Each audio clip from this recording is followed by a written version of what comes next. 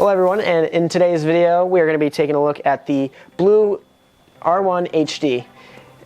This phone was released back in 2014 and it comes with a 5.2-inch 720p display, 2 gigs of RAM and 16 gigs of storage. Comes with Android Marshmallow, and then the camera quality, the front facing is 5 megapixels and the rear is 13 megapixels. And we'll show some of the photos on screen.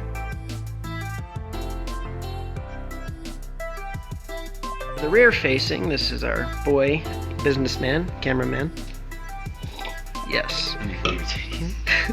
In terms of video quality, it's okay for the front facing, I suppose. It's alright. In terms of usability, I would say it's decent. The coloration on the screen is quite fantastic for how old it is and the fact that it's a budget phone. Also, the haptic feedback on it is, I'd say, mediocre at best.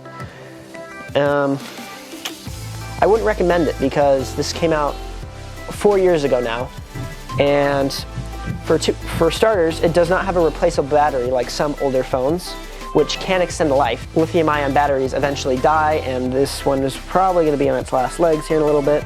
Doesn't seem to hold a charge very well after 4 years. If you were to get something like an LG G30 where you can just switch out the battery and it's still a decent phone, I would recommend that because you can extend the life. But in terms of this, for the price that you can buy it at now, I would not recommend it. You can find it for about $100, 80 to $100 on Amazon. And for the same price, you could get an LG K30, which is a lot better and newer. All right, that has been the review of the Blue R1 HD.